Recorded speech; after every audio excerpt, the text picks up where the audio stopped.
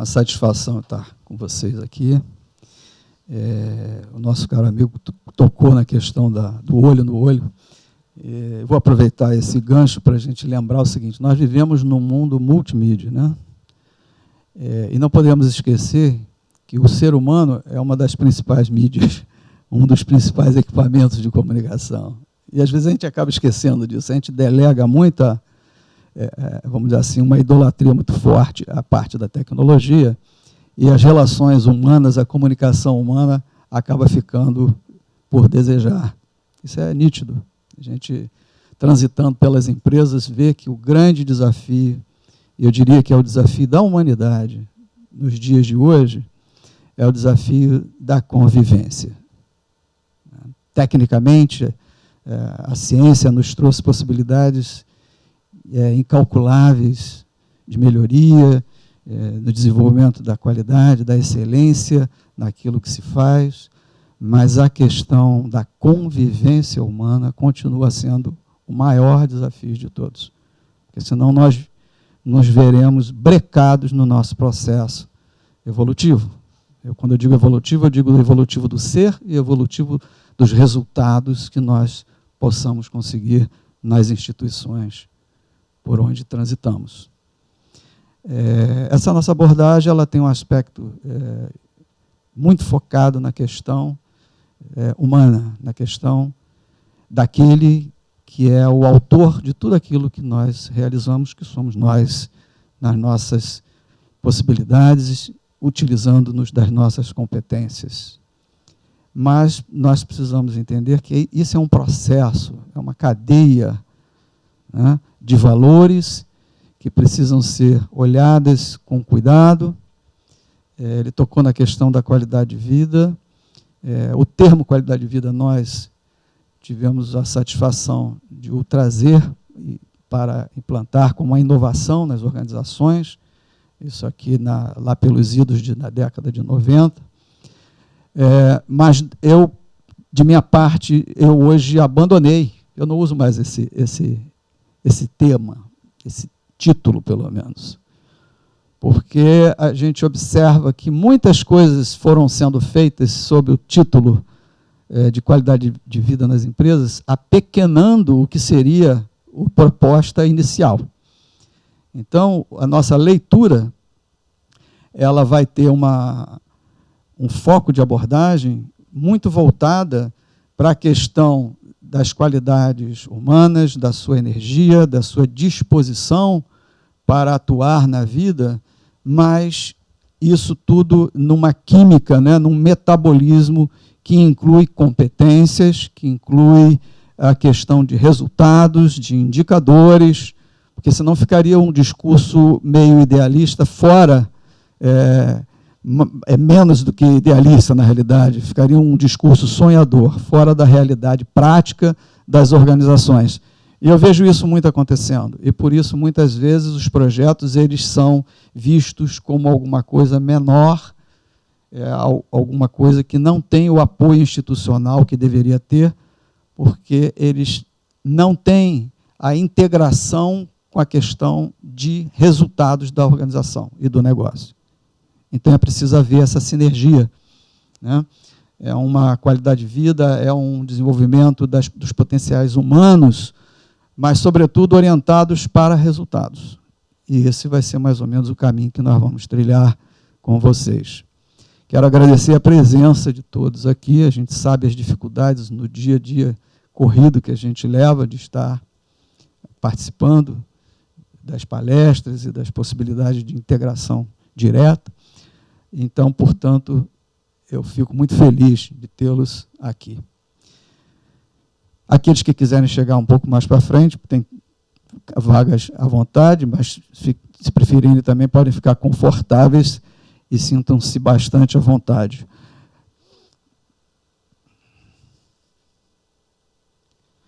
A primeira percepção que nos cabe é essa aí. Nós temos um sentimento de que a vida é muito mais do que aquilo que nós temos podido realizar. Nós podemos ser dotados de potenciais que talvez não não conheçamos ainda. Então, nós precisamos desbravar essas possibilidades.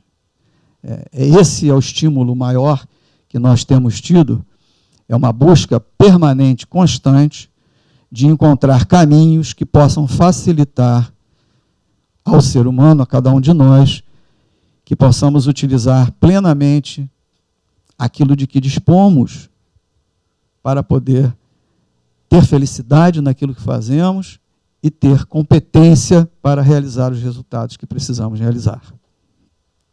Então, esse sentimento inicial, ele precisa ser validado de alguma maneira, né? Não pode ficar no campo da pressuposição ou da ilusão ou de um sentimento pessoal. Então, a gente foi buscar, e é um trabalho contínuo, essa perseguição de confronto daquilo que nós sentimos com aquilo que de fato está ocorrendo. Nós fomos buscar alguns indicadores, que são números que expressam que alguma coisa pode melhorar realmente. Então, eu gosto dessa imagem, porque ela nos mostra assim, as pessoas em posição de uma corrida, né? Uma corrida onde existe uma necessidade de uma preparação quase que olímpica no dia a dia para a gente, tanto dentro das empresas quanto na vida pessoal também. E aí, essa pesquisa nós fizemos no Centro Aeróbico do Brasil. Na época, nós procuramos usar um banco de dados, né, ou de voluntários, de pessoas pelas quais transitaram na nossa empresa durante alguns anos, diversos tipos de empresas, diversos segmentos, diversos níveis dentro das empresas. Então, nós conseguimos acumular aí 120 mil profissionais que foram avaliados num determinado período. 50% na época sofriam de estresse severo. 48% acordam cansados e desmotivados, 84% alimentam-se mal, sob o ponto de vista da saúde, 85% mantêm estilo de vida sedentário, 20% sofrem de pressão alta, 32% fumam, 28% consomem bebidas alcoólicas habitualmente e 25% queixam-se de cansaço fácil, dor lombar, azia, dor de estômago e dor de cabeça frequentemente. Provavelmente nenhum dos senhores está incluído ali. Com relação a essa questão do consumo de bebidas alcoólicas, habitualmente eu tenho uma história muito interessante, daqueles que disseram, né?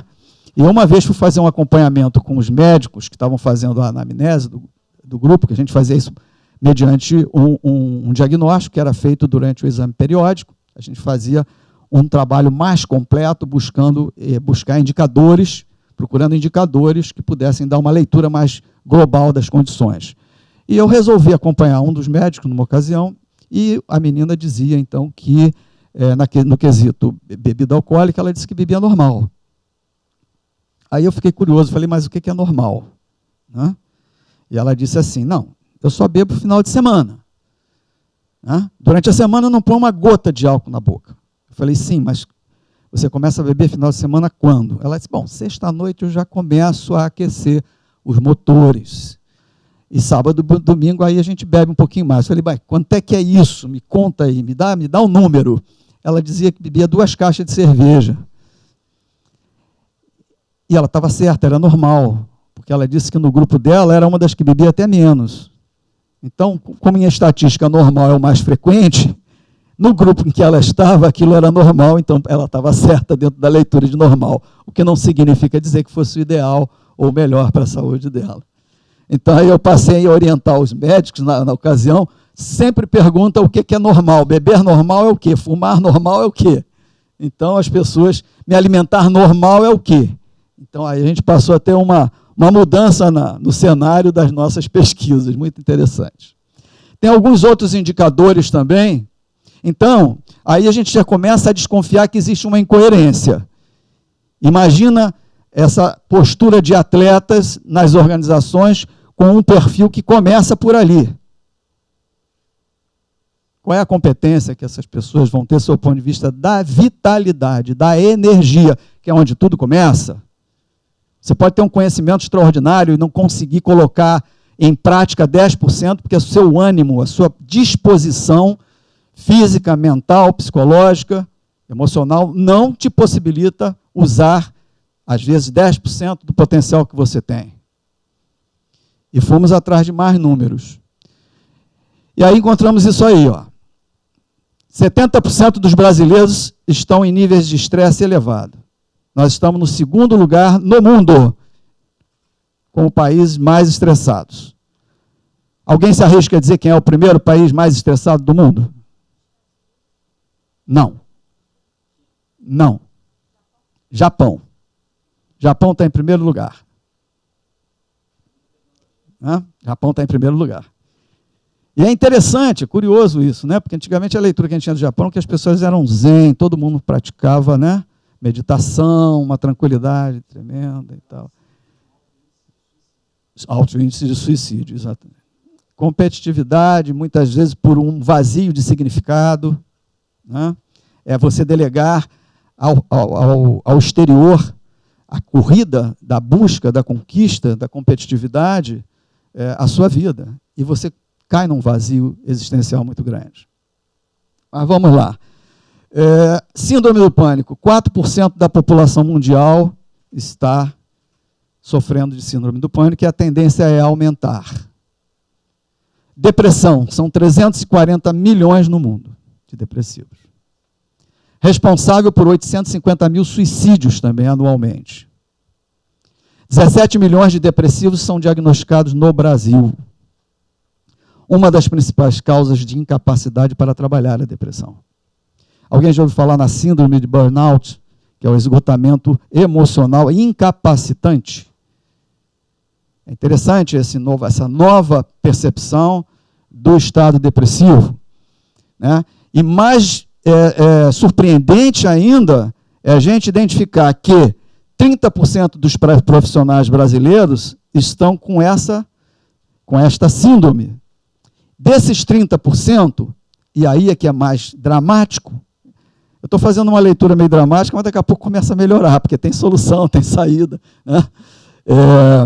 Mas a gente tem que olhar as coisas de frente, que é para não ficar apenas achando, o cara esteve lá e tem um sentimento de que a gente pode ser muito melhor. Isso não é sentimento, isso é um sentimento que se reforça com números, né? Desses 30% dos profissionais brasileiros que apresentam-se com a síndrome de burnout, que é esse esgotamento emocional incapacitante, né? 89% praticam o presenteísmo. O que é o presenteísmo? Você está presente, mas incapaz de realizar mínimas funções profissionais. 89%. E isso explica muitas vezes por que os índices em algumas empresas, principalmente nas indústrias, os índices de acidentes no trabalho são elevados. A pessoa não tem a atenção necessária para executar as suas funções, às vezes que existem uma atenção, uma concentração, um poder de decisão, né? 89% dos 30%. Em média, há uma redução de 20% a 50% na receita bruta das empresas devido a problemas nos relacionamentos interpessoais. Isso é Klaus Moller. Que esse é um dos graves problemas das organizações, é a falta de pessoas com preparo para liderar num mundo de hoje. Uma coisa é liderar sem problemas, sem crise, sem pressão, sem estresse. Outra coisa é você liderar num verdadeiro campo de batalhas, não é nem de batalha, é de batalhas, diárias e permanentes, que exige um nível de energia, de capacitação, de preparo atlético, do ponto de vista da mente, da emoção, da sua psique, para lidar com as dificuldades e encorajar os seus liderados a não se abater com as dificuldades e com os resultados diferentes daqueles que a gente esperava. Que muitas vezes não são erros, são simplesmente resultados diferentes do que nós tínhamos como expectativa. Não dá para abordar a questão dos desafios humanos, da melhoria das nossas possibilidades humanas, sem hoje lidar com a metodologia, os princípios, as bases da inovação, que começa em cada um de nós. A inovação não acontece por acontecer. A inovação é um atributo essencialmente humano, da inteligência. Inteligência, quando eu digo da inteligência emocional, né? Inteligência mental, inteligência em todas as suas vertentes. Então, essa síndrome, por exemplo, ela representa 4,5% de redução no PIB Brasil.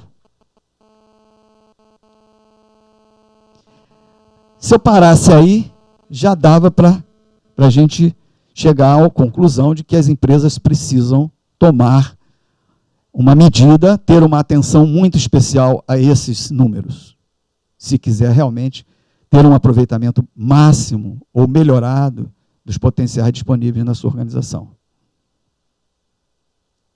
Tem mais um pouco. Hipertensão, 2 bilhões no mundo são hipertensos. Com detalhes, no Brasil 42 milhões, mas só 30 milhões sabem, ou seja, 12 milhões de pessoas são hipertensos e não sabem. A hipertensão é chamado o inimigo silencioso. As pessoas muitas vezes vão descobrir que tem uma hipertensão quando infartam, quando tem um problema renal crônico, porque a hipertensão acaba prejudicando de maneira extrema o funcionamento do rim. É como se os vasos sanguíneos fossem direcionados para o rim, porque é para lá que passa para filtrar o sangue, como se você apertasse uma mangueira, porque você tem a hipertensão, reduz a seção da mangueira, que são os capilares, é como se você fizesse um jato de sangue no rim. Então acaba esburacando o rim. Você acaba tendo problemas renais. Muitos problemas renais são fruto de uma hipertensão não diagnosticada, não observada. 42, então, já falei, a hipertensão é associada a 80% dos casos de AVC. Então, um diagnóstico precoce é muito interessante. Puxa, mas como é que eu vou saber isso? Uma das maneiras é, por exemplo, fazer um teste ergométrico periodicamente para identificar a sua capacidade aeróbica, o seu nível de resistência orgânica, porque nesse monitoramento você vai ser colocado sob estresse e o hipertenso, sob estresse, ele manifesta a hipertensão. Então, essa é uma das facilidades que nós temos para identificar a hipertensão. Morrem 8 milhões ao ano no mundo por AVC e infarto. Sim, as pessoas têm que morrer, né? De alguma maneira. Mas grande parte dessas que morrem, a grande maioria, provavelmente, poderiam prorrogar a sua existência produtiva por muito mais tempo. Esse é que é o problema. Está morrendo antes do prazo, antes do seu prazo real de validade. Está acelerando um processo que poderia ser estendido por muito mais tempo, com qualidade. Obesidade nas empresas. As pesquisas mostram que nas empresas do Brasil variam entre 40% a 60% o índice de obesidade. Problemas disso aí. Problemas, um deles, por exemplo, os gastos com cuidados médicos para as pessoas obesas são, em média, 25% maiores, né, do que aquelas com a faixa de peso normal. Os profissionais obesos ganham, em média, salários 18% menores. Eu tenho um caso muito interessante que aconteceu comigo. Eu estava dando uma consultoria para o grupo da Nestlé, só para executivos e candidatos e trainees. E tinha um jovem, esse rapaz tinha 24, 25 anos, se não me engano, com um potencial extraordinário para assumir uma gerência na Nestlé, mas ele estava com um nível de obesidade muito elevado, os riscos cardiovasculares por conta disso eram muito elevados, e ele estava meio depressivo por isso, porque ele estava sabendo que ele não ia conseguir, e a Nestlé tinha um sistema de avaliação que levava em conta o estado também físico, de saúde do profissional, e esse rapaz mostrava dificuldades para lidar com isso por conta da sua obesidade, era considerado um fator negativo em relação à promoção dele. E aí nós fazíamos um treinamento com eles, na época era um treinamento, eu tenho um método que usa arco e flecha, nós não vamos falar disso hoje, que é o método Archer, eu registrei como tese pedagógica, que trabalha de uma forma holística, tem games empresariais, e o instrumento de conquista é o arco e flecha. E a gente usa todos os elementos da filosofia do arco e flecha para migrar para dentro das competências empresariais. Então, esse rapaz, eu bati um papo com ele, conversei com ele um pouco, e ao fim da nossa conversa, do treinamento, eu sugeri para ele que fizesse um trabalho usando florais de Bach. Eu sou terapeuta floral, sugeri alguns florais para equilibrar um pouco a parte emocional dele, e que ele fizesse um teste ergométrico, me mandasse por e-mail, que eu prepararia um programa, né, personalizado para ele, de desenvolvimento da capacidade física aos poucos, e que ele procurasse uma reeducação alimentar. Sugeri ele que procurasse vigilante do peso, que para mim é um dos que eu conheço que melhor efetividade tem na parte de reeducação alimentar. E ele fez isso, me mandou o programa dele e tal. Muito bem, para encurtar a história, uns 6 meses depois, mais ou menos, eu voltei a fazer um outro treinamento para a Nestlé. Ele não estava mais no treinamento, mas foi lá conversar comigo. Ele tinha conseguido já emagrecer 15 quilos e já tinha sido promovido para o cargo. Então, o que isso representa em termos de resultado para a empresa? O resgate de uma pessoa com essas características. Um potencial que estava quase para ser descartado na empresa, com alta qualidade intelectual, alto conhecimento, alta disponibilidade de aprender, mas que energeticamente não se mostrava compatível com as exigências do cargo. Então, a gente tem que medir isso, tem que começar a fazer essa leitura e transformar isso em números reais. Começar a fazer avaliação de grupos, né? Acompanhamento dessas pessoas. No Itaú, uma pesquisa do programa de nutrição interna mostrou que 61% dos 605 funcionários atendidos no ambulatório, em 2010, apresentavam excesso de peso. Graças a um programa de estimulação de hábitos saudáveis e dieta equilibrada, 157 profissionais conseguiram emagrecer. Ao todo, eles perderam 427 quilos. Isso é uma coisa que a gente faz quando implanta projetos, que a gente já vai falar deles aí, que é a sustentabilidade do ser humano nas organizações. É meio que uma disputa inteligente, né? Saudável, não aquela alucinação obsessiva, mas uma disputa entre departamentos para ver o departamento que consegue proporcionalmente criar indicadores de energia mais interessante. E aí entra a redução de peso, entra a atividade física, entra a participação em ações voltadas para o desenvolvimento de saúde e não controle da doença. Entra uma série de questões aí que a gente precisa incorporar como hábitos nas organizações. Por que as empresas fracassam? Foi uma pesquisa também feita pelo Gallup. Pouco conhecimento e mau relacionamento com chefes geram altas taxas de descompromisso com o trabalho. Então, reconhecimento, né?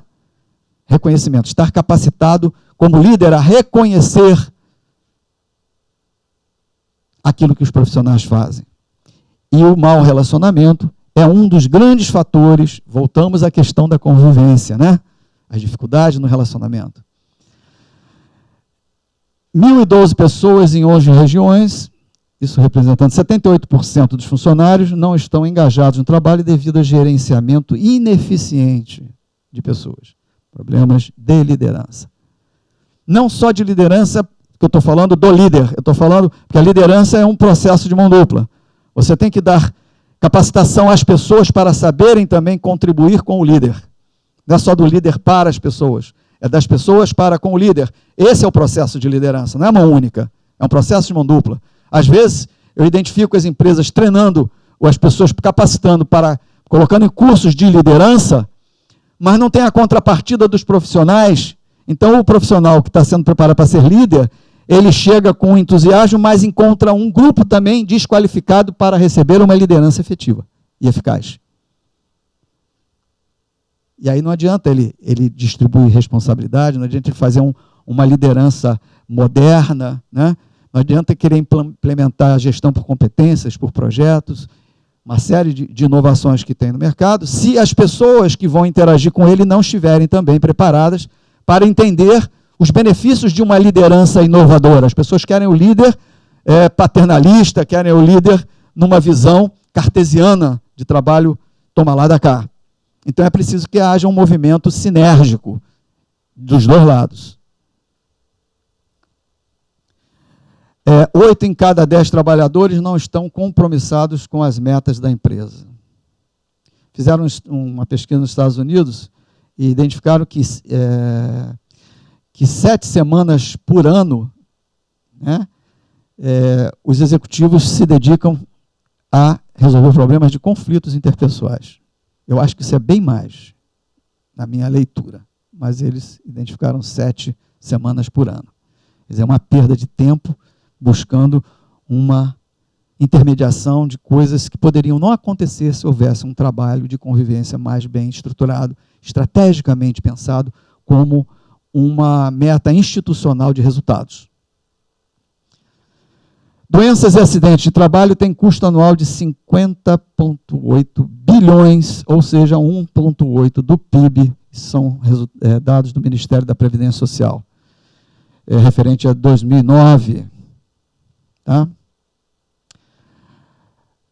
Custo invisível, essa é uma outra questão. Nós precisamos tornar determinados tipos de custos mais visíveis nas organizações para poder monitorar. Se não tiver indicador, você não vai identificar nunca os problemas que estão nesse campo do intangível. Então, as empresas normalmente se baseiam nos custos óbvios. E os custos invisíveis, em 1991, totalizaram em torno de 205 bilhões de dólares nos Estados Unidos. Ou seja, custos esses que não eram apropriados, identificados, então você não pode nem tratar. O cara tem a doença e não sabe por onde começa. Isso daí representava aproximadamente 30% de todo o custo de assistência médica do país.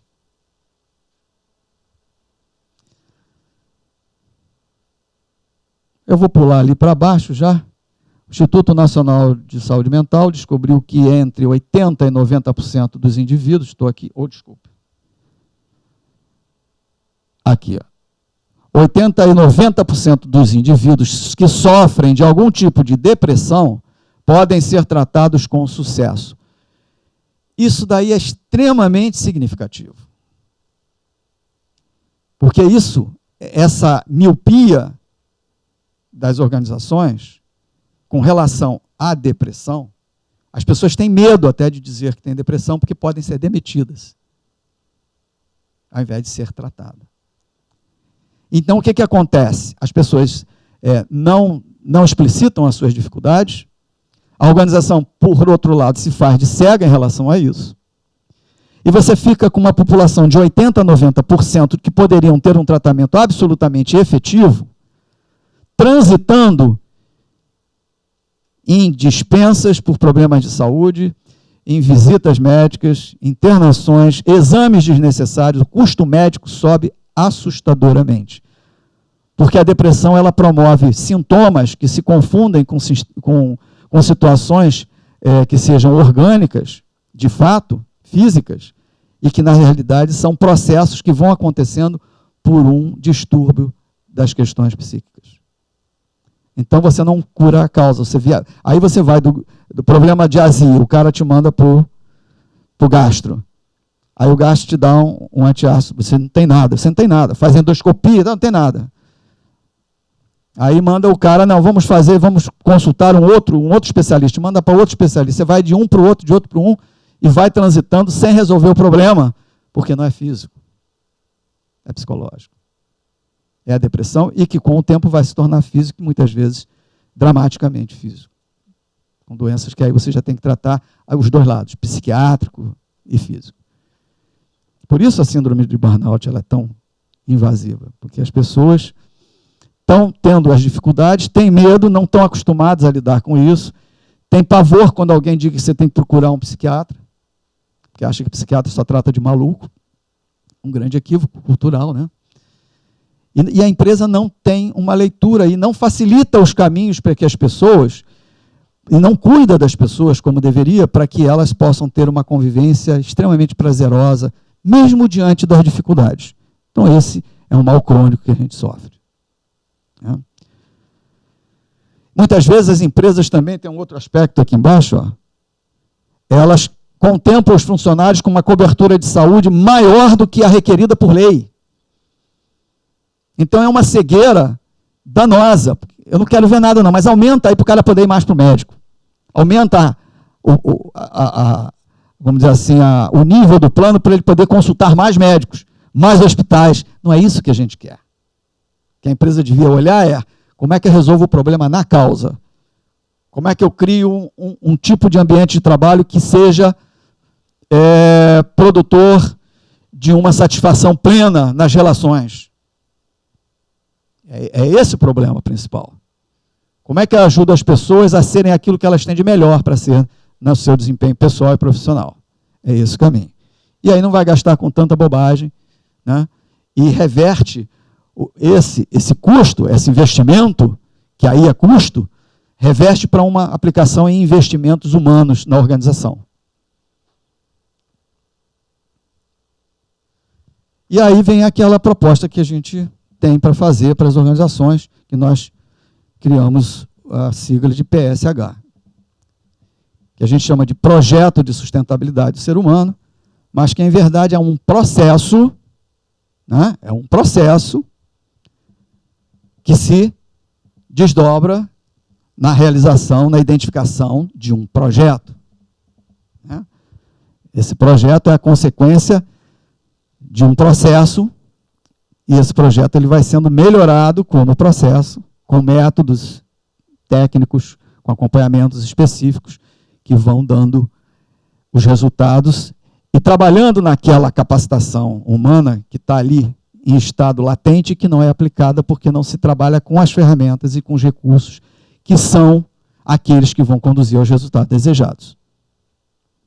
Então, esse tipo de atuação na organização, ele trabalha num modelo orgânico que mexe no metabolismo da organização. A gente vai lá no metabolismo da organização como um todo, criando mecanismos, criando facilitadores, criando caminhos novos, estimulando determinadas funções que estão adormecidas nas pessoas.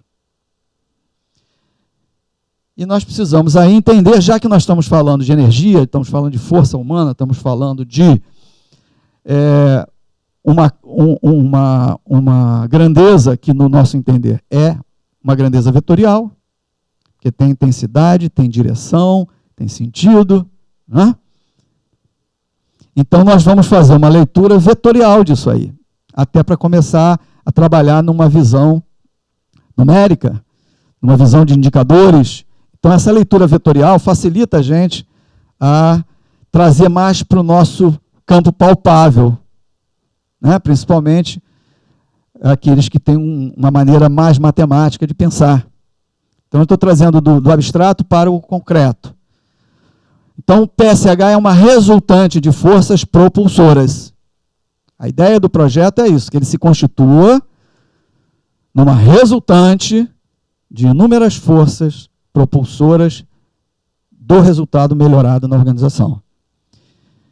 E nós temos aqui o que eu chamei de coeficiente beta de gestão. Então vamos ver, cada item desse. Primeiro, vetor saúde. Esse vetor é a energia vital, mas não é só a energia vital, é a energia vital disponibilizada para as ações produtivas. Como é que eu direciono isso? Por isso é o vetor. É a vitalidade das pessoas direcionadas para as ações produtivas. Quem direciona isso? Coeficiente beta. São as ações de gestão. Inovação é outro vetor fundamental. É a energia criativa, mas não é só a energia criativa do sonhador, idealista, não realizador. É a energia criativa orientada para resultados. Vetor competências. É a energia do conhecimento disponibilizada para resultados também. E os indicadores, que sem os indicadores você não sabe para onde está indo. O vento está soprando, está te levando, você vai com a maré, mas não sabe para onde está indo. Se não tiver indicador de todos esses vetores, você se perde no processo. Aí vai para uma reunião, né, com o top da organização e não tem argumentos sólidos, consistentes, para justificar a verba que você está pedindo para usar na área de desenvolvimento de pessoas. Esse é um dos grandes problemas graves nas áreas de RH. Não tem conteúdo sólido, consistente, para defender os seus projetos. E não ganha verba. Né? Eu hoje fecho muito mais trabalho nas áreas de vendas, marketing, do que RH. Eu não fecho praticamente trabalho com RH. Eu fecho com marketing, fecho com vendas. Por quê? Marketing e vendas Quando eu consigo fazer com que marketing e vendas entenda que aquilo se desdobra em melhores resultados, eles vão direto à direção da empresa, com ou sem aval de RH. E eu tenho algumas instituições para as quais eu presto consultoria hoje, que a área de vendas criou um RH específico da área de vendas. Tem o RH institucional e tem o RH de vendas, que vai atender os objetivos de resultado que eles querem na área comercial. Porque ali se fala de indicadores. Então, tudo pode ser tratado das duas formas. Pode ter uma visão consistente do valor humano, mas você tem que transformar isso em números para a organização fazer sentido para ela. E os indicadores, então, é a força de controle da energia do processo. Então, se você tem essa energia toda, você tem que ter alguma coisa, você tem que ter um sensor que te diga para onde está caminhando a direção dessa energia. Está caminhando dentro dos objetivos que nós temos, e esses indicadores eles têm que mudar de acordo com as circunstâncias do mercado, de acordo com as circunstâncias dos desafios da organização. Eu vejo algumas empresas que têm alguns indicadores, mas estão lá há 20, 30 anos. E a leitura do mercado é outra. Então, esse indicador não serve para absolutamente nada. Não são mais esses os indicadores. Não é mais por aí que você... Porque a gente não pode abraçar todos os indicadores possíveis. Você tem que eleger. Função de quem? Ó, coeficiente de gestão. É ele que vai fazer com que esse conjunto de vetores e a sua resultante se mobilize numa direção ou noutra direção. E aí a gente pode até brincar assim, ó, evolução do desempenho humano nas organizações. Eu fiz aí umas faixas por onde transitam normalmente a grande maioria das organizações. Tem aqui o nível da mediocridade, são aquelas que começam num estágio bem medíocre, né? As coisas normalmente caseiras, meio amadoras. A gente tem inúmeros casos dessa natureza. Aqui depois evolui para um nível ainda de insuficiência, já melhorou um pouquinho, já não é tão medíocre, mas ainda está insuficiente dentro das exigências. Né? E aqui é o eixo dos tempos, aqui então é o eixo dos talentos e competências humanas. Aí chega aqui a um nível de normalidade, ou seja, nós estamos no bolo, estamos mais ou menos parecidos com os nossos concorrentes. E olha só, aí eu fiz mais ou menos um gráfico vetorial, então seria o PSH1, que seria o projeto, né, de sustentabilidade humana, num primeiro nível, está com aquela configuração vetorial ali. O ângulo, vejam bem que o coeficiente de gestão, traduzido como esse ângulo aqui, ó, se você inclina mais esse coeficiente de gestão, ou seja, aumenta o ângulo, no tempo você vai atingir um estágio mais elevado de competência empresarial e pessoal, porque isso vale para a gente, para pessoas, individualmente, vale para a empresa como um todo.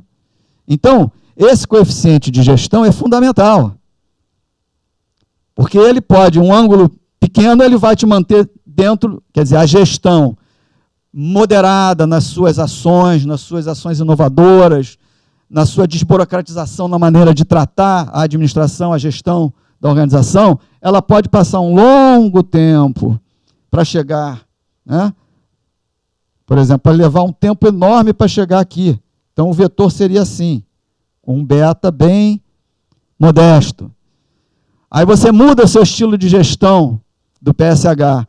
Você pode simplesmente dar uma verticalizada. Você aumenta violentamente o coeficiente de gestão humana e você consegue alavancar muito mais rápido a tua passagem de uma faixa para outra. Então, essa é uma proposta de acompanhamento do processo da evolução na organização.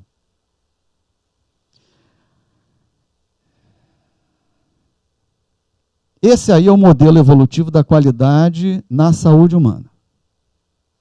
Então, vamos imaginar aqui no centro é o ser, né? É o ser. Aqui nós estamos falando de caráter, aqui nós estamos falando da consciência, da essência de cada um. Num segundo estágio, né, vem as células. As células não funcionam por si mesmas, ela tem um regente, tem um diretor. Né? E a psiconeuroimunologia mostra isso, as doenças autoimunes, os problemas imunológicos, hoje, como se reproduzem no comportamento celular, curando ou gerando doenças dramáticas. Então, a essência é o ser. As células saudáveis, estou falando de qualidade, células com qualidade, é como se fosse uma onda, é um processo ondulatório de energia que vai, né, ter um fluxo do ambiente para dentro do ser e do ser para fora no ambiente. Então, é um processo contínuo, é uma respiração contínua de múltiplas influências nesses níveis. Então, células com qualidade, células saudáveis, implica em tecidos saudáveis. Tecidos saudáveis implica em órgãos saudáveis. Órgãos saudáveis implica numa fisiologia saudável. Fisiologia saudável significa organismo saudável. Organismo saudável, indivíduo saudável. Indivíduo saudável, autoestima normalmente é fortalecida. Autoestima fortalecida, percepção de vida plena.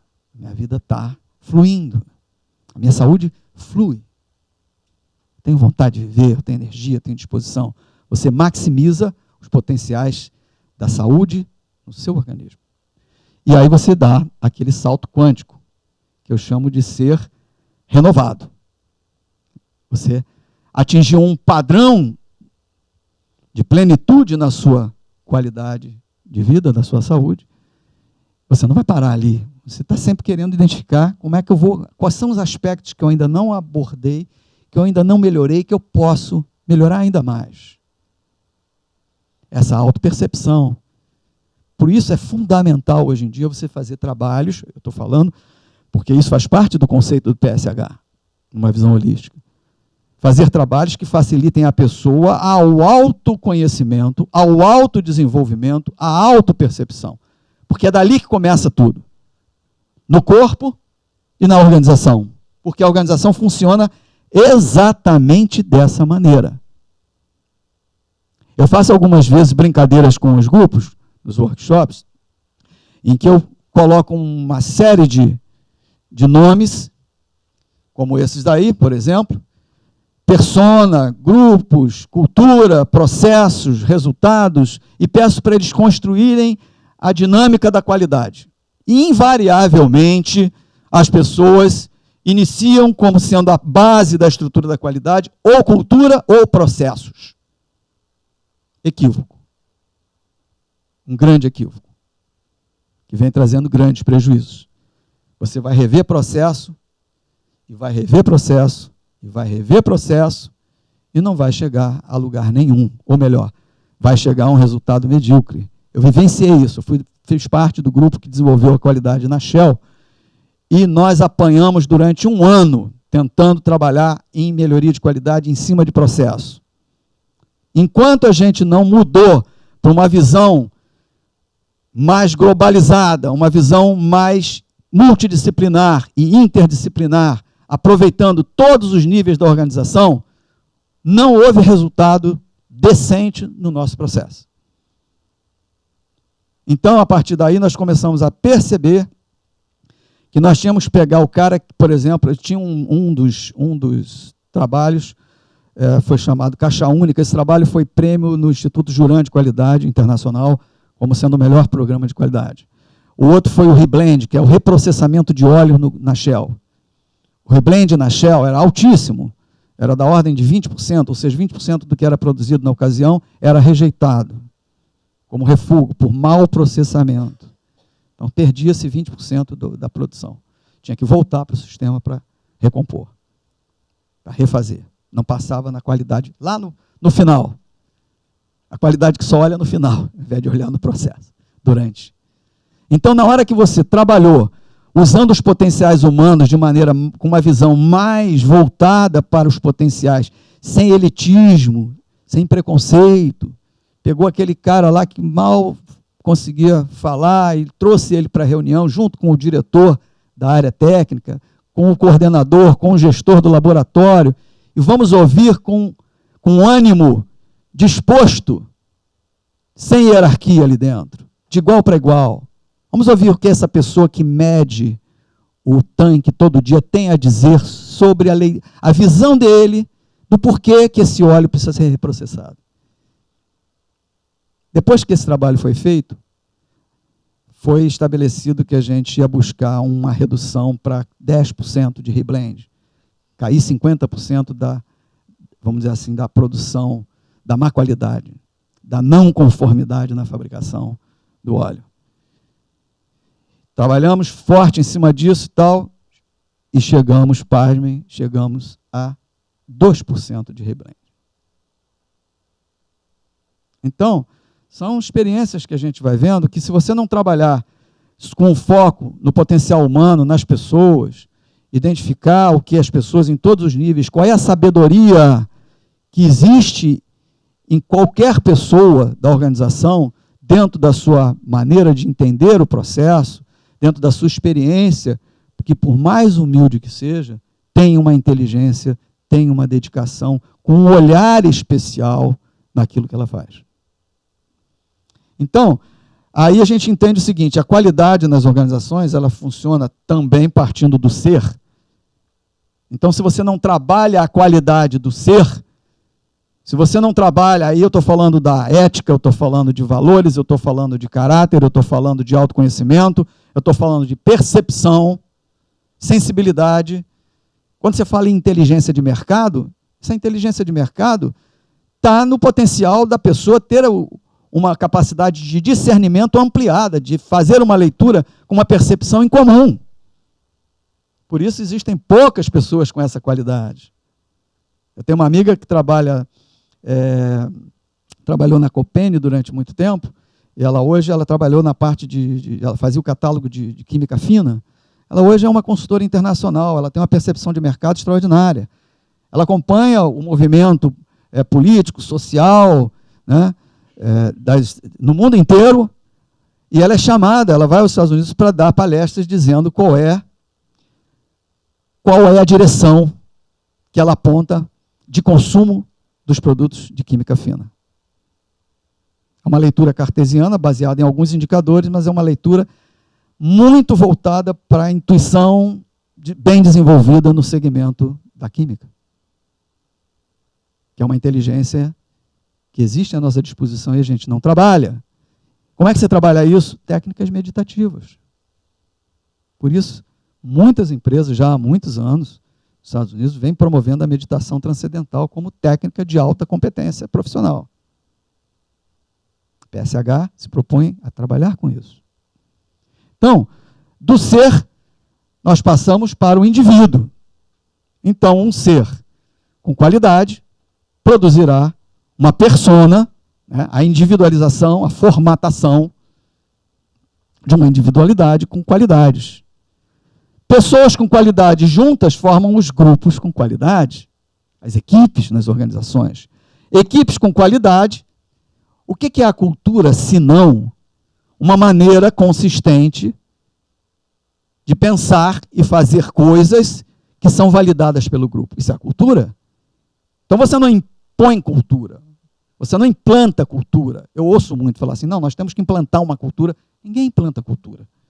A cultura é o resultado de um desdobramento compartilhado. Não adianta eu ter a minha cultura e ele não ter.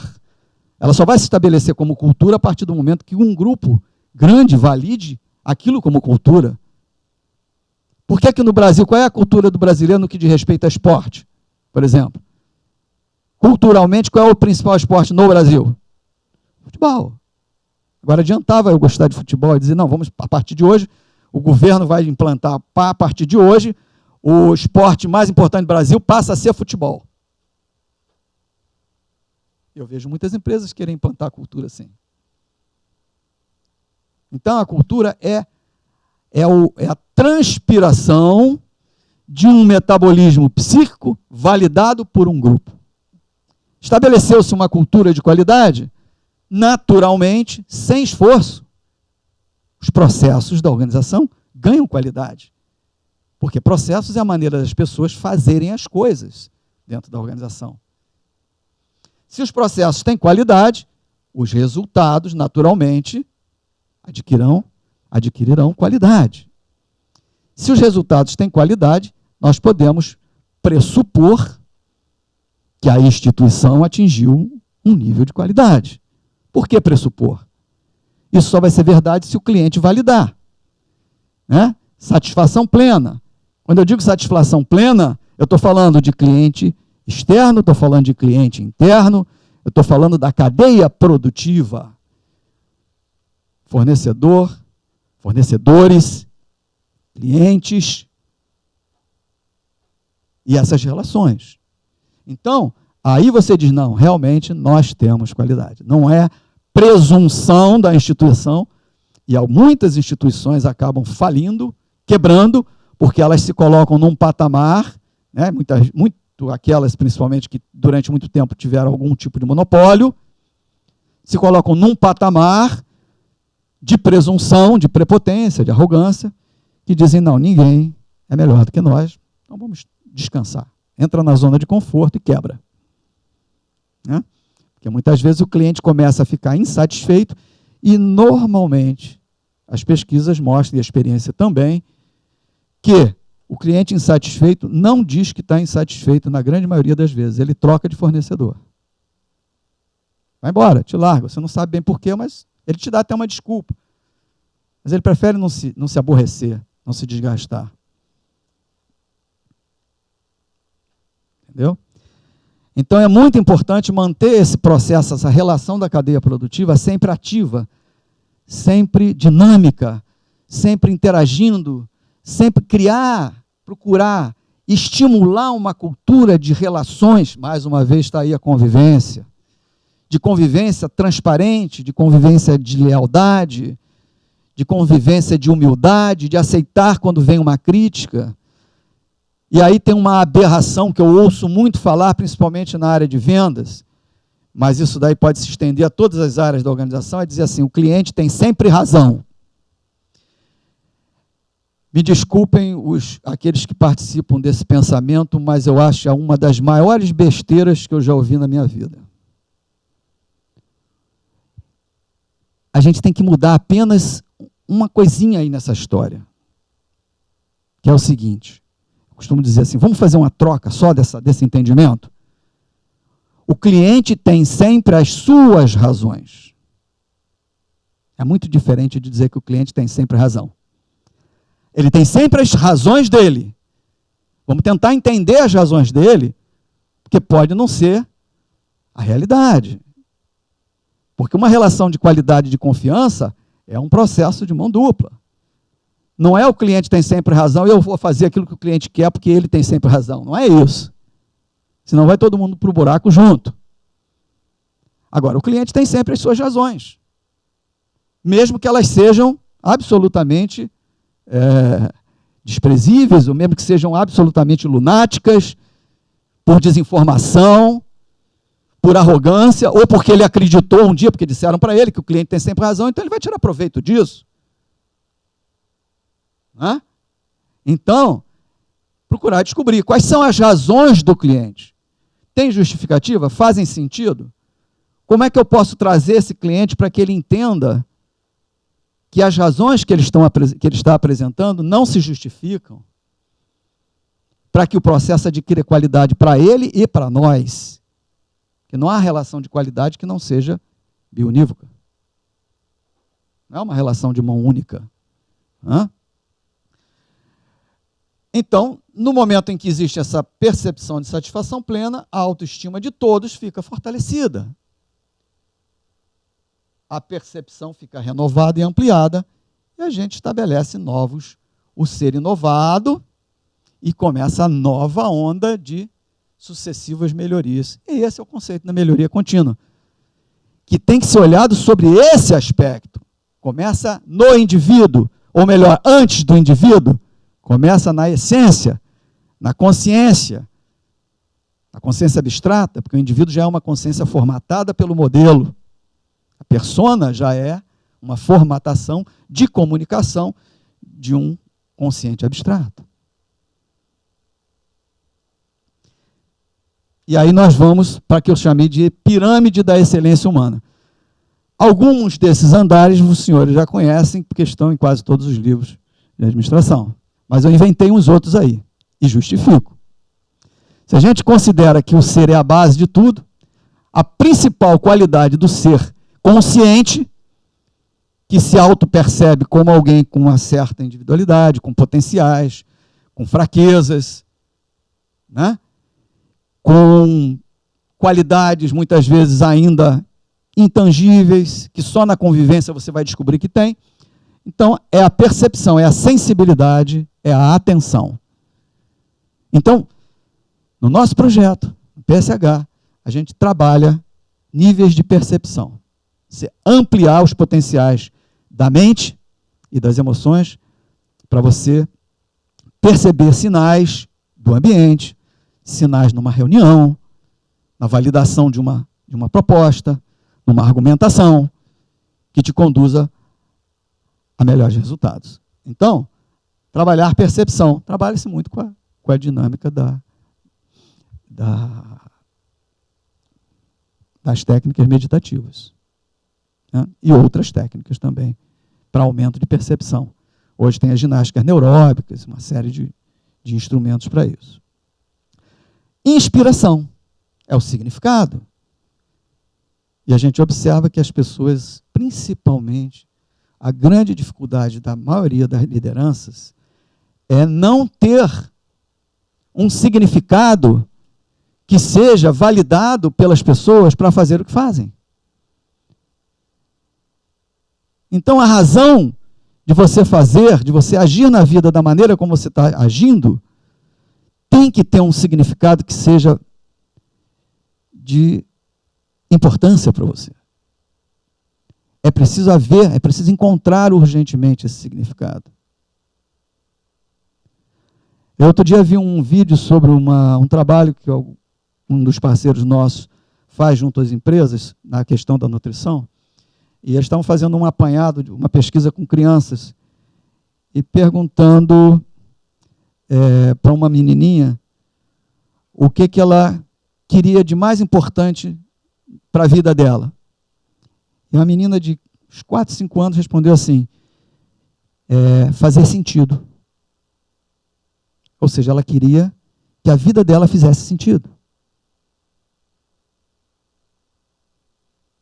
Então, as pessoas hoje estão meio que funcionando no piloto automático, à base dos ventos para onde sopram, sem entender qual é o sentido das suas vidas.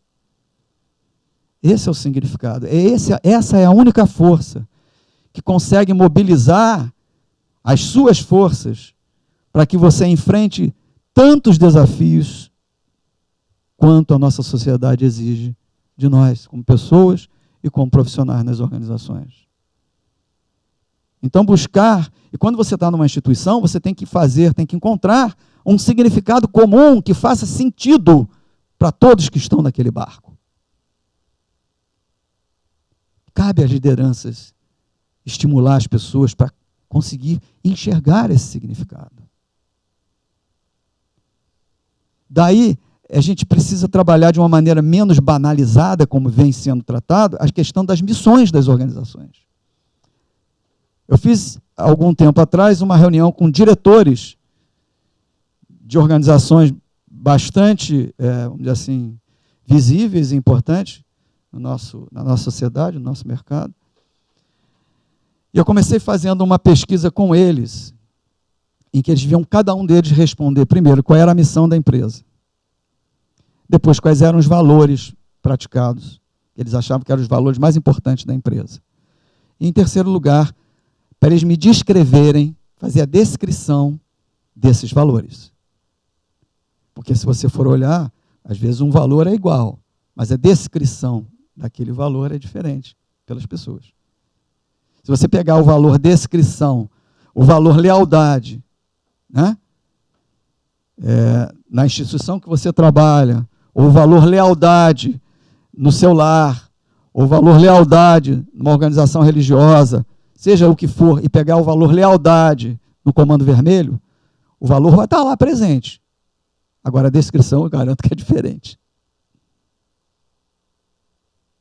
O valor lealdade para Hitler devia ser diferente daquele que é para nós.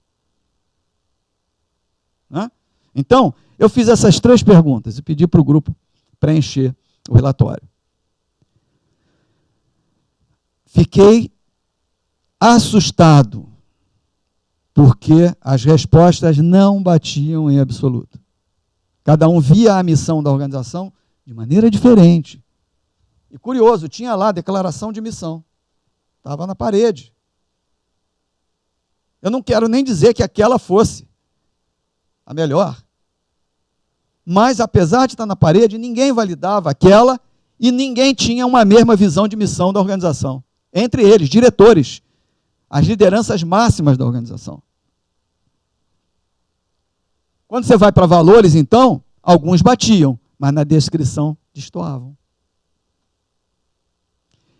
Isso dá briga de casais intermináveis. Pega assim, pega a sua mulher, pega o seu marido, assim, eu quero que você escreva para mim o que representa, como é que você se sente preenchido no amor. Manda descrever o valor, amor. Vai ser uma loucura, aí vocês vão descobrir por que às vezes briga, se separa. Eu tenho uma historinha interessante para contar, que é o seguinte, e aí entram algumas técnicas hoje muito importantes para quem lida na relação com pessoas, que é a programação neurolinguística, hoje mais considerada como programação neuroassociativa, que seria mais ou menos o manual de operação da nossa mente e das nossas emoções. Como é que a gente vincula emoções, estados emocionais e estados mentais para validar ou não aquela comunicação. Então você tem os caminhos sensoriais predominantes de cada pessoa. Um é mais sinestésico, se comunica mais com o corpo. O sinestésico gosta de toque.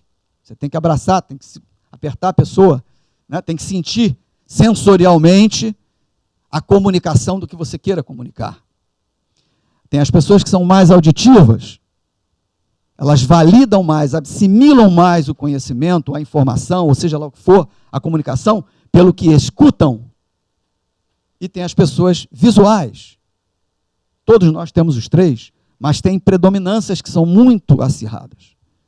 Os visuais validam a comunicação pelo que enxerga. Pode ser que tenha gente aqui predominantemente auditivo que não está nem aí porque eu estou projetando ali. Nem olha, às vezes, só escuta o que eu estou dizendo. Prefere até fechar os olhos. Ou para dormir, ou para perceber, né? Auditivamente melhor. Você fecha os olhos, anula um canal de percepção, você estimula o outro. Então, esses 3 canais levados para a relação conjugal é uma loucura. É uma loucura. Você imagina o seguinte, vou fazer um exemplo aqui. Você pega uma mulher auditiva e um marido visual. O marido visual vai expressar o amor que ele tem pela mulher levando flores para ela todo final de semana. Ele leva para ela as flores, ela pega as flores, enfia no primeiro vaso, copo que tiver na frente e bota lá.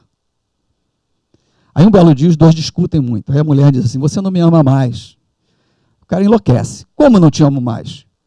Você é que não me ama mais. Eu te trago flores todo final de semana e você tem a cara de pau de dizer que eu é que não te amo mais. Você pega aquelas flores e enfia em qualquer lugar e eu é que não te amo mais? Aí a mulher vira para ele assim, há quanto tempo você não diz para mim que me ama? O canal predominante dela é auditivo, o dele é visual. Se a gente for para o lado sinestésico, é mais louco ainda. A mulher é visual e o marido é sinestésico. O marido chega, quer abraçar, pegar na mulher, beijar. A mulher sai para lá, parece um polvo em cima de mim, cheio de perna. Sai para lá, lesma. E o cara fica louco, né? Aí diz, como assim? Você não me ama mais? Ela diz, é claro, você nunca mais me trouxe flores. Há quantos anos você não me dá uma flor? Ele demonstra carinho sinestesicamente.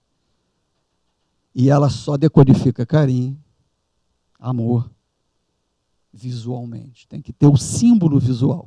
Isso numa empresa é uma loucura. Você pega um chefe que é visual e você chega para ele, Ele te pede um relatório, você escreve tudo e não põe uma imagem, uma figura, um gráfico.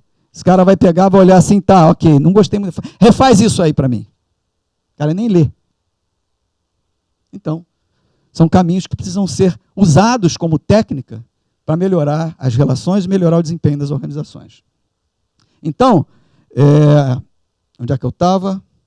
Na inspiração, significado, migrei para essa história, não sei nem porquê, mas vamos lá. Vontade. Aqui, na questão da vontade, eu reputo que está basicamente todos os esforços voltados para a área da qualidade de vida. Principalmente porque estamos falando de energia, a disposição, a capacidade que você tem de colocar energia no que você faz. Então é a vontade. E dizem que vida quer dizer vontade, ou seja, vontade é o que aciona. Sem vontade você não começa a fazer nada. I de informação, buscar informação, D de decisão e A de ação, vida. Vontade, informação, decisão e ação. Se um desses falhar, você não consegue caminhar com excelência na vida. Então, da vontade, você tem o desejo, você está estimulado, você tem a automotivação, você tem energia para buscar conhecimento, que é o saber. A habilidade, que é a capacitação, o treinamento, a persistência, o saber fazer. E a competência, que é o saber fazer com que as coisas aconteçam. Não adianta ter vontade, não adianta ter conhecimento, não adianta ter habilidade e não fazer com que a coisa aconteça com eficácia. A diferença de eficiência e eficácia. Eficiência é habilidade, eficácia, competência, saber fazer o que precisa ser feito. Competência, eu já migrei aqui para outros andares, que é o da sabedoria, que é agir baseados em valores. Costumamos dizer, valores determinam comportamentos. Se uma pessoa tem um comportamento distorcido, vai identificar quais são os valores, você vai ver que a base são os valores que ela tem. O critério de valores. Então, a sabedoria é agir com competência baseado em valores que sejam nobres. Melhoria contínua é aprender com resultados. Isso aqui, em especial, o meu método que a gente usa arco e flecha é extraordinário para desenvolver nas pessoas. E dentro do PSH a gente tem uma oficina chamada oficina do método do arco e flecha. As pessoas desenvolvem competências estratégicas na empresa usando arco e flecha. Eu fiz todo o programa de educação corporativa junto com o Heraldo Montenegro, foi quem conduziu esse projeto no Senac Nacional, usando arco e flecha, para trabalhar competências organizacionais. Então, melhoria contínua, e aí você vai para um processo de excelência, que é a plenitude no seu processo de conquista. E eu comecei a me questionar. Até outro dia, a minha pirâmide parava aqui. Eu falei, não, chegou no top, é excelência. Mas não é. Eu descobri que, dentre os excelentes, tem alguns que ainda assim se destacam de uma maneira contundente. Não dá para você confundir com outros, que eu chamei, você atingiu o nível da arte. A arte de fazer aquilo que você faz. É o requinte da excelência. E quando você atinge isso aqui, você inspira admiração, beleza, eleva a percepção e inspira pessoas. Quem já não conheceu alguém que você olha, pode ser qualquer tipo de pessoa.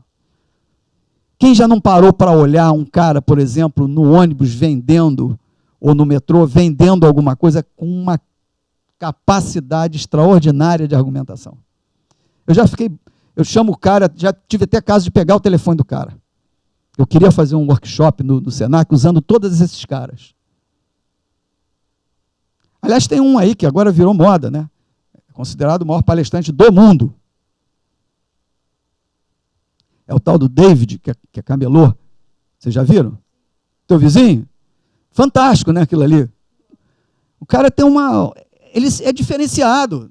Tem caras excelentes, mas o cara é um artista. Ele se auto-intitula David Camelot. Ele ganhou o prêmio do Kotler de marketing como sendo um dos melhores caras de marketing do mundo. Está saindo para fazer palestra, aí ele tem 15 palestras por mês. Outro dia ele foi numa entrevista, acho que foi com, não sei se foi Marília ou Jô, já foi em todos eles, né? Está até na internet, se vocês procurarem lá, David Camelotti, vocês vão ver lá a palestra dele, muito interessante. Ele não sabe falar, né?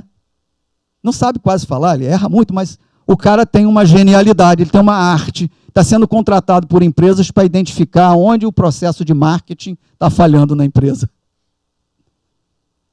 Está viajando o mundo aí o cara. Então são determinadas pessoas que atingiram o grau máximo do requinte da excelência, que é a arte de fazer aquilo que fazem. Eu fui, na minha época, engenheiro durante 17 anos.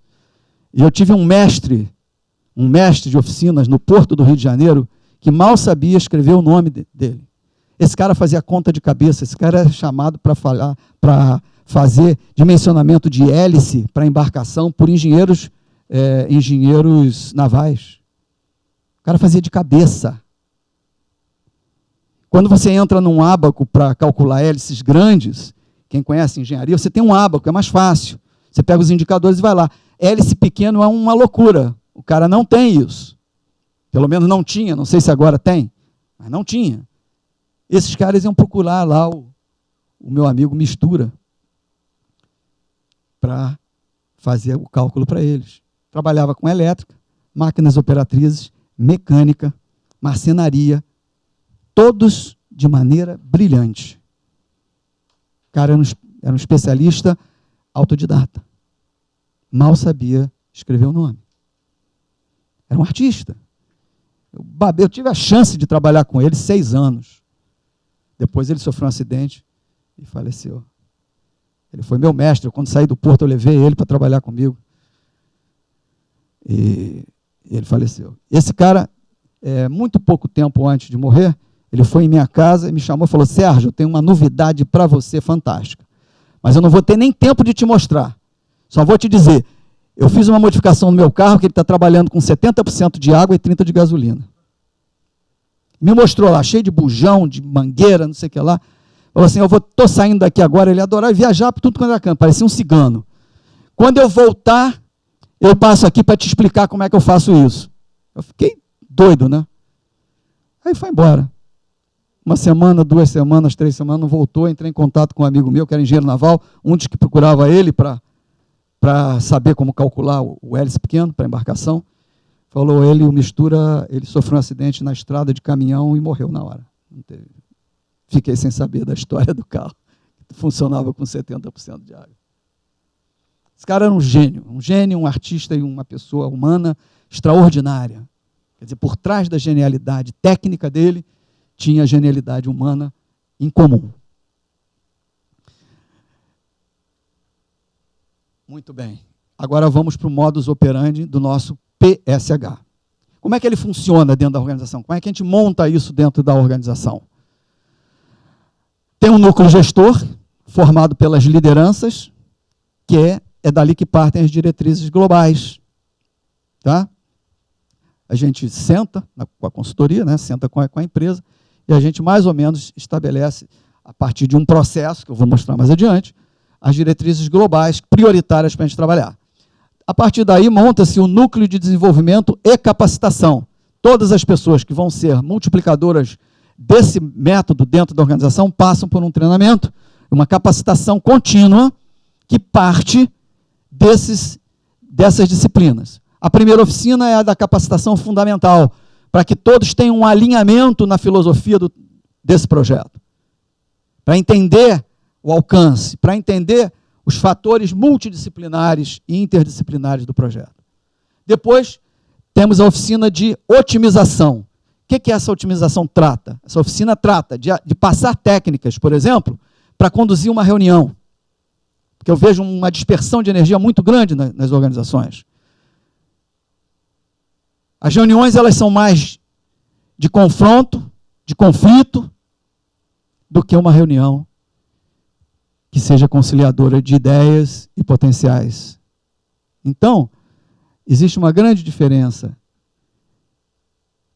entre debate, né, entre um confronto pessoal de ideias, que seriam os conflitos, então, conflitos, debates e diálogo. São 3 caminhos numa reunião.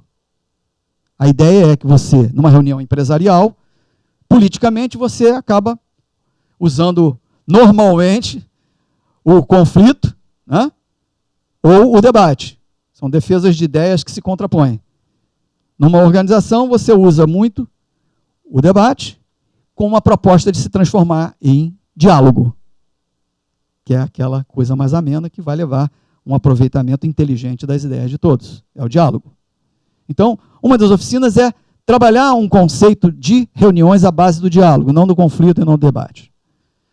Outra ferramenta que a gente usa nessa oficina é ajudar as pessoas a entender e aplicar de maneira correta a técnica do brainstorming. Porque eu vejo as pessoas chegarem para fazer brainstorming, senta todo mundo numa agitação interminável, aí propõe assim, uns 3 ou 4 exercícios dizem que é para tirar os modelos mentais, ainda assim numa aceleração terrível, e põe mecanicamente aqueles exercícios para as pessoas fazerem, e aí parte para o que eles chamam de brainstorming. Não funciona assim. Não funciona assim. Para começar, você não muda padrão mental se você não mudar a fisiologia da pessoa. Pessoa em nível de estresse, em nível de preocupação, em nível de agitação mental, de turbulência. Se ela não for tirada desse estado, ela não vai entrar no seu melhor estado criativo. Então, o primeiro trabalho, você tem que começar por um processo de volta à calma, trabalhando respiração, trabalhando fisiologia, algumas técnicas meditativas, para mudar os padrões ondulatórios do cérebro que induza você a condições favoráveis à criatividade, e aí sim você pode começar a usar algumas técnicas de sensibilidade, aumento de percepção, de caminhos para a mudança na maneira de pensar e de agir na reunião. Senão, não vai fazer nada mais do que mais confusão e turbulência. Vai juntar um monte de ideia que não vai sair da jaula em que você costuma ficar. A gente fica meio enjaulado por modelos mentais, por normas, regras, uma série de questões que já bloqueiam o seu caminho de criatividade. Então, essa oficina ela trabalha ajudando as pessoas a compreender e aplicar e treinar essas técnicas. Laboratório da inovação. Então, é o Design Thinking aplicado à inovação em negócios, à inovação em ideias. Lembra do vetor sempre, né? É a criatividade direcionada, né, para resultados produtivos.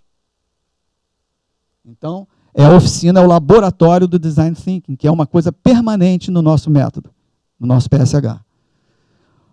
E esse laboratório que a gente monta, que eu vou chamar já de células, vocês vão ver que ele funciona como um grande ensaio de inovação na organização. Você vai migrando novos aprendizados, novos conhecimentos, novas condutas na relação, no convívio e nas práticas de gestão que são treinadas numa estrutura paralela, a princípio, paralela da organização, porque ali não funcionam os modelos hierárquicos da organização. Então, você vai migrando um formato de gestão com pessoas diferente que, naturalmente, por assimilação, vai migrando para o ambiente organizacional e, aos poucos, vai se transformando numa inovadora cultura. Então, é um processo facilitador da transformação cultural e da inovação dentro do negócio. E a oficina de competências estratégicas, que nós elegemos algumas, mas que agregamos algumas outras a depender do tipo de organização que é. Então, autoconhecimento é uma delas. Trabalho em equipe e liderança é outra competência estratégica. Toda empresa precisa conhecer e passar por isso. Visão estratégica, outra.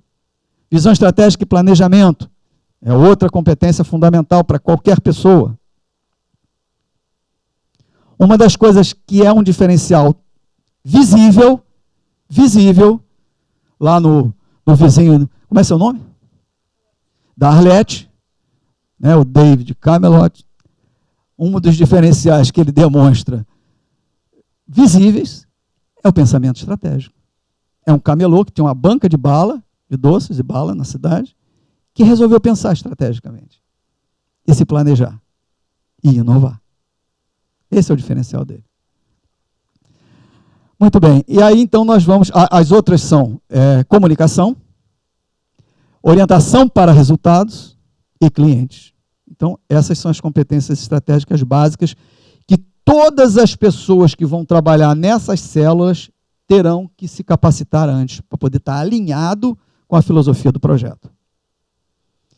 E as células são unidades de trabalho formadas pelos funcionários. Então, os funcionários que se autoelegem, eu tenho vontade de trabalhar na célula da saúde, por exemplo. Então, ele vai se qualificar para entrar no processo. Os funcionários por autoinscrição, pode funcionar em qualquer célula. Então, as células têm por função, né, as principais atribuições são gerar ideias e programas, gerar e implantar campanhas motivacionais sincronizadas com as ações do PSH, pesquisar e estimular demandas, identificar o que os clientes internos precisam para melhorar os seus desempenhos, desenvolver e implantar propostas de programas e ações aprovadas, medir e avaliar resultados, criar uma cultura de observação, de atenção a resultados, para que as coisas não fluam sem o nosso controle, senão a gente não sabe para onde está aí a resultante do vetor. Sugerir novas opções, é um processo de alta dinâmica e mudança, que seria mais ou menos, poderíamos fazer dessa maneira. Ó. Imagina que o núcleo gestor está aqui, né? Sempre em formato de onda, em fluxo, de fora para dentro, de dentro para fora, do ambiente para dentro do processo.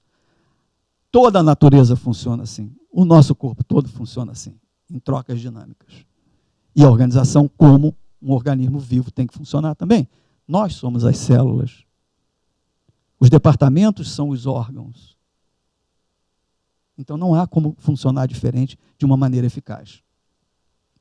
Então, núcleo gestor transborda para o núcleo de capacitação e desenvolvimento. Ninguém chega aqui sem passar por aqui. Aqui é o ambiente que eu chamei ambiente de desenvolvimento do PSH, que é onde as células produzem todas as ações que vão ser implementadas no ambiente corporativo. Então, ações do PSH é o resultado desse processo de troca de conhecimento permanente. E isso transpassa para o ambiente externo, fora da organização. A empresa, a instituição passa a começar a trocar com o ambiente externo, porque a cadeia produtiva transpassa a organização. E passa, inclusive, a influenciar outras. Passa a ser uma empresa que vai inspirar novos modelos sociais. E o processo flui dentro dessa linguagem, dessa visão esquemática simplificada aí. Linhas gerais de ação do projeto, do PSH. Diagnósticos diversos, pesquisas e estímulos de demandas, quer dizer, tudo aquilo que a gente pode fazer dentro desse projeto. Formatação de banco de dados, acompanhamento dos resultados e expectativas, ações educativas e práticas, através de palestras, cursos, reportagens, produção de livros, produção de DVDs, ações de comunicação. Eu trabalhei em algumas organizações que a gente produziu DVD, produziu livro, né? Torna-se um ambiente altamente voltado para a educação e o conhecimento. Ações de comunicação, atividades práticas, vivências e laboratórios, eventos, memória cultural, fundamental a gente ter a memória cultural do projeto. Hã? Como é que é o processo, como é que é a evolução, como é que aconteceu, onde a gente acertou, onde a gente errou, qual é o gráfico de evolução do processo. Ter isso aqui, ter essa memória cultural. intercâmbio técnico-cultural com instituições afins. A abrangência do projeto. Tem uma abrangência organizacional, que é pleno, que a ideia é ela abranger toda a organização, em todos os níveis, não é uma coisa só do staff. Né? Eu vejo algumas empresas fazendo ações segmentadas. Só para a diretoria, só para não sei aonde, só para o operacional. Não existe essa visão orgânica da organização. É perda de energia. É aquela história que eu falei, você capacita o cara para ser líder e não capacita os liderados para serem liderados sob uma nova ótica. E vice-versa. E vice-versa. Outro dia tive um depoimento no workshop e tem que ser tudo muito integrado. Né? Eu tive um depoimento outro dia num workshop que eu achei muito curioso. A pessoa teve a coragem de chegar e falar o seguinte: olha só, nós fomos treinadas intensamente, falamos assim, estamos entrando numa nova era, então vamos treinar um programa novo, que tem de mais moderno, para se implantar na parte de controle organizacional e tal, levou as pessoas, fez o treinamento todo, quando ela voltou para a empresa, o programa que era aplicado na empresa tinha 30 anos atrás do que elas foram treinadas. Faltou sincronismo.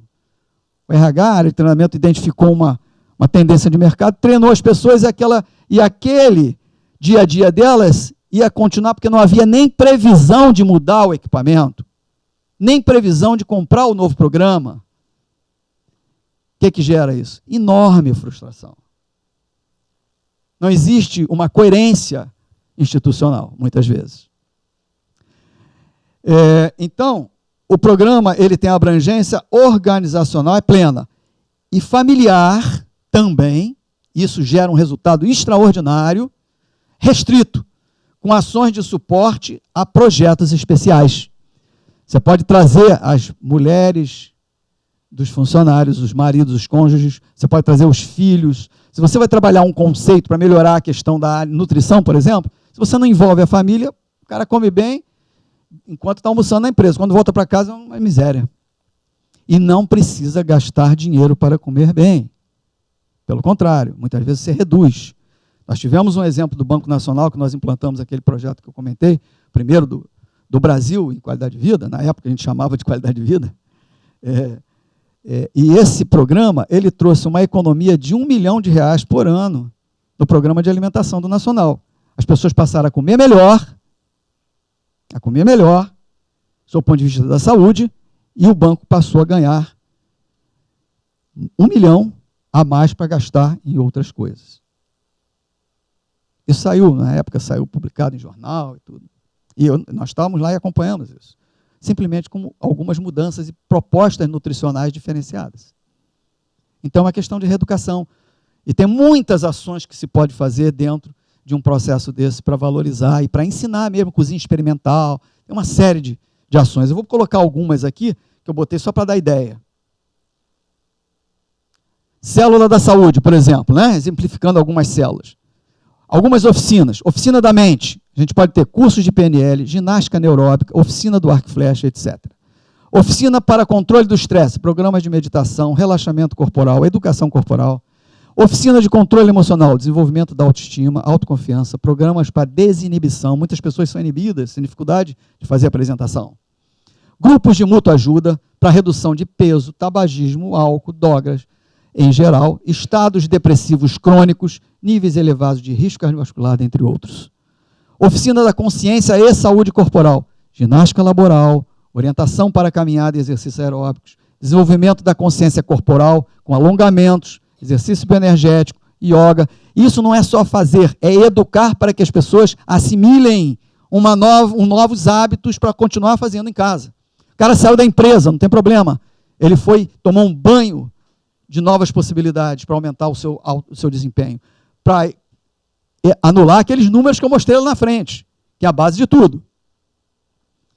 Né? Oficina da nutrição, cursos e vivências sobre nutrição saudável, reeducação alimentar, né? Criação de hortas caseiras, palestras e por aí vai. Célula, que é uma outra célula comum, célula da cultura e da integração social. Cinema educativo, quando estava na Shell, eu implantei um cinema educativo que a gente, na hora do almoço, o pessoal almoçava mais rápido para poder entrar no cinema e assistir um documentário qualquer. Hoje a gente tem, que aliás foi uma ideia que nós tivemos em 1990, tentamos levar para a televisão, não deram a menor importância porque acharam que não teria a menor audiência, e talvez não tivesse naquela época. Mas era um princípio de uma mudança cultural, de uma proposição de culturas novas voltadas para a saúde. De fato, porque a nossa cultura é voltada para a doença e não para a saúde. Né? A gente tem plano de saúde. Mentira, a gente tem plano de doença. Quando você fica doente, você vai lá e busca o plano. Plano de saúde, eu não conheço nenhum que tenha. Nem os home care são plano de saúde, nem aqueles que fazem algum tipo de prevenção são dentro da abrangência que poderiam ser. Eu falo isso tranquilo, porque eu já tentei mudar essa mentalidade, mas é grito no deserto. Então,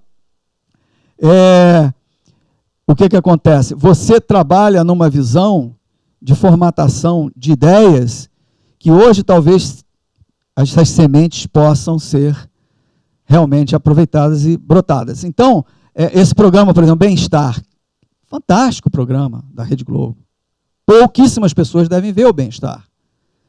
Num programa desse, eu consegui, na época que eu estava lá na Shell, como eu havia falado, eu montei um programa de cinema na hora do almoço, com documentários, eu consegui uma parceria com a Rede Globo, e eles me cediam filmes da Filmoteca, e a gente ia passando, direto, para os funcionários.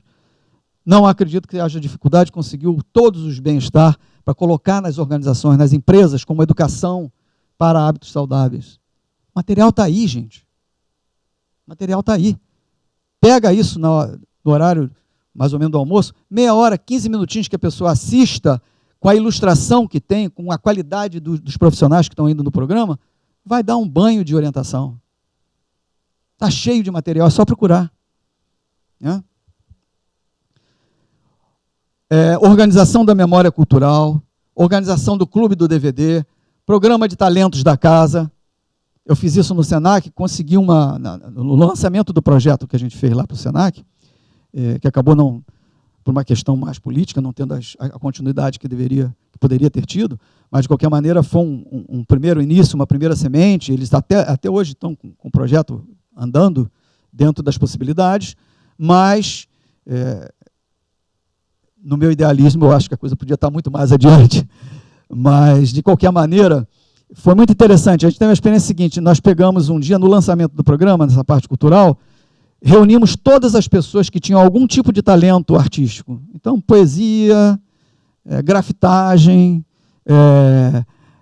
música, piano, banda, alguém que cantasse. Fizemos um dia de apresentações da instituição, com os profissionais da instituição e alguns convidados. Levei o professor Hermógenes, que é um dos maiores nomes do yoga no Brasil, né? Tem aquele livro, vários livros dele são grandes sucessos, né? Yoga para Nervosos, por exemplo, um espetáculo de livro. Então, ele fez uma palestra lá, e outros que nós pudemos levar para estimular, né? Até na época, os níveis mais elevados do Senac participaram, foi lá com a sua banda de bossa nova tocar no evento. Isso gerou um estado de bem-estar na relação. As pessoas começaram a se ver, descobrir, puxa, eu não sabia que ele era tão bom em poesia, não sabia que o Brancato era tão bom em contrabaixo, rapaz, não podia imaginar que ele tocasse contrabaixo. Eu não podia imaginar que ela fosse uma artista plástica tão fantástica. Aí você começa a criar, são os potenciais intangíveis que estimulam outras qualidades, estimulam outra forma de relacionamento, outro tipo de satisfação em você ir para o trabalho. Então criaram lá, depois conseguiram criar o coral da organização, criaram uma banda, compraram instrumentos para as pessoas poderem se candidatar a aprender algum instrumento. Então eles tinham horários dentro do seu dia a dia, ninguém ia fora do horário de trabalho não, isso era valor institucional. Então você tinha tantas horas por semana para usar dentro das oficinas, nas propostas de ações que as oficinas colocavam à disposição das pessoas. Então tinha aula de meditação, eu fiz formação de 3 turmas com florais de bar lá dentro. Então as pessoas aprenderam a usar isso para o seu próprio benefício e para se expandir. montaram depois, inclusive a diretora do Senac, montou um grupo de florais na Rocinha, começou a atender como voluntária na Rocinha, com florais, para trazer o equilíbrio emocional, e por aí vai. Então, é muita coisa que se pode fazer. E tem a célula que a gente chama da produção e apoio operacional. E aí você tem que ter aquelas pessoas com um potencial produtivo, né, intensa capacidade de agir, transformar pensamento em ação, ideias e pôr em prática. Né? Criar uma logística, está ali o especialista do assunto, para fazer com que as coisas funcionem, aconteçam. Contratar, comprar, programar, né? Realizar os eventos, produzir os eventos. Então, é a célula do apoio operacional. E as pessoas podem trabalhar em mais de uma célula, desde que tenham a disponibilidade, que seja negociado com o seu supervisor, né? Dentro de um processo. Então, eu posso trabalhar tanto na célula operacional quanto na da saúde. Eu tenho um talento meu que eu acho que eu posso aplicar aqui. Eu quero participar, qualquer um é aberto. As pessoas podem se inscrever com antecedência. Não, eu vou participar da reunião tal. Eu já me qualifiquei. Primeiro é a qualificação.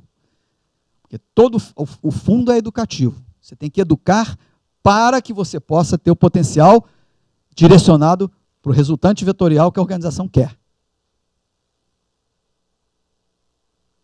Ganhos diretos do projeto. Fortalecimento do nível de satisfação e autoestima, retenção de talentos, que hoje é uma preocupação das organizações. Isso retém talento como nenhuma outra atividade numa organização. Criar novos significados agregados à organização. Elevado padrão de desempenho e produtividade, isso é medido dentro da nossa proposta. Redução significativa dos riscos cardiovasculares, dentre outras medições proveitosas, mediante instrumento diagnóstico específico, perfil de qualidade de vida, transformação positiva do ambiente corporativo, promoção de mudança cultural na gestão de pessoas e processos, por assimilação de transferência natural dos modelos inovadores, otimização do custo-benefício nos programas de alimentação da empresa, otimização dos níveis de utilização dos serviços de saúde. Nós temos dentro do nosso grupo de profissionais, da nossa equipe, especialistas nesse assunto, para negociar, renegociar os programas de saúde, junto com as operadoras. Redução dos custos com acidente de trabalho e não conformidade. Falei do exemplo da Shell, né? Do reblend, que saiu de 20%, foi para 2%. Redução do absenteísmo por motivos de saúde, razões explícitas e aquelas que eu falei que são não explícitas. Justificadas, não justificadas, como as depressões, né? A questão da depressão que as pessoas normalmente não identificam. E não são diagnosticadas também, muitas vezes. As pessoas sabotam. Porque tem medo de ser discriminada, porque existe preconceito. Ah, fulano é depressivo, então não presta para o trabalho. Então você vai ter que jogar 70% da empresa para fora. Fortalecimento das áreas de medicina do trabalho, porque existe um sistema que a gente faz uma aproximação das pessoas e valoriza cada atividade. A gente não concorre com a área de medicina, a gente não concorre com a área de segurança, pelo contrário, a gente valoriza e estimula. Né? Fortalecimento das áreas, expressiva melhoria na imagem institucional, investimento, inestimável contribuição social devido à estimulação de novos modelos. Já estou indo, gente. Aqui são os indicadores. Alguns tipos. Afastamento por acidente de doença, os indicadores em relação a isso, em dinheiro e em percentuais. Né? Otimização do uso de seguro-saúde, custo da não conformidade, identificação disso, redução do risco cardiovascular, dentre outros, ganhos por inovações e melhorias na qualidade. Aqui são alguns resultados e soluções encontradas, por exemplo, do Grupo Algar. Solução encontrada para estimular os executivos a melhorar a qualidade de vida foi vinculada a bônus anual por meta de saúde alcançada. Então, tem inúmeras ações, não vou me reter muito aqui, Banco Itaú também fez. Né? Hoje em dia, parece que 50% e mais de 50% das companhias têm programas de 12 semanas do vigilante do peso. Esse é um resultado que eu acho fantástico. A gente fez essa medição aí lá no Centro Aeróbico, e é uma comparação seguinte: pessoas com cansaço fácil, a queixa está aqui, cansaço fácil, sedentários, 25,2% das pessoas que eram sedentárias se queixavam de cansaço fácil. Fisicamente ativos, 8,1%. Dor nas costas, 19,4% nos sedentários, 4,2% nos fisicamente ativos. Sono não reparador, 38% nos sedentários, 14% nos fisicamente ativos. Excesso de peso, ou sem qualquer queixa, aí é o contrário, né? Sem nenhuma queixa, 32% nos sedentários, 63% nos ativos fisicamente, não se queixavam. Hábito de fumar, 45% nos sedentários, 8,6% nos ativos fisicamente. Estresse significativo, 42%, 12,5%. Hipertensão arterial, 48%, 21%. Consumo de álcool, 20% contra 5%. Risco cardiovascular, de 12 pontos para 7 pontos. Os benefícios. Esse outro é um trabalho muito interessante, feito o acompanhamento de 16 mil estudantes durante 40 anos na Universidade de Harvard, fazendo a união de alguns fatores em prol da melhoria das condições cardiovasculares. Então, aqueles que aumentaram a atividade física tiveram uma redução em ataques cardíacos fatais, nos grupos de controle, de 48,8%. Pensem isso em cifras para uma empresa que está investindo no treinamento e capacitação de executivos. Parar de fumar, reduziu em 27,9%. Controle da hipertensão, 28,8%. Agora começa-se a unir aumento da atividade física e parar de fumar. Diminuiu em 67,7%. Aumento da atividade física e o controle da hipertensão diminuiu o risco de ataques cardíacos fatais em 73,5%. O risco não, os acontecimentos, porque aí não é risco. Eles mediram acontecimentos, monitoraram 40 anos os caras. Esse é o estudo mais sério que tem sobre esse assunto nos Estados Unidos. Parar de fumar e controle da hipertensão. O grupo que aconteceu isso diminuiu em 5,3%. E controle da hipertensão, parar de fumar e aumento da atividade física. Essas três ações diminuíram 88,2%. Aqui uma outra avaliação que a gente faz é o seguinte: a atividade física e a resistência orgânica. Esse gráfico diz o seguinte: a idade da pessoa e a capacidade de resistência aeróbica, orgânica, a capacidade de você pensar mais, se exercitar mais, fazer mais atividade física sem problema, sem cansaço, né? Ser mais criativo, todo o seu organismo funciona melhor. Aqui em cima, mede-se isso, aqui a idade. O gráfico vermelho é dos sedentários. O gráfico verde é das pessoas consideradas mais dentro do padrão normal. E o gráfico azul diz respeito àqueles que se condicionam bem sob o ponto de vista do exercício aeróbico, que é uma coisa técnica, não é fazer o que a gente vê muitas vezes nas academias. Então, a gente pode, olhando aqui rapidamente, ver um jovem de 20 anos sedentário, ele tem um nível de resistência orgânica aqui. Um jovem de 70 anos que seja ativo fisicamente, está superior ao jovem de 20 anos na sua resistência orgânica. Isso é medido. São inúmeros, milhares de testes que a gente fez no centro aeróbico, trazendo essa avaliação. Escopo geral da implantação. Eu não vou tomar muito tempo de vocês com isso aí, mas tem aquilo tudo ali, quem quiser depois é só a gente conversar sobre como é que se implanta um projeto como esse e qual é a nossa participação.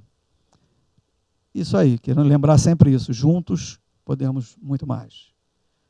Que valores temos semeado para a gente voltar e refletir? O que eu tenho proporcionado? O que eu estou jogando de semente nessa minha existência? Qual é o meu legado? Que valores eu estou ensinando a cultivar? Para a minha geração e para as próximas.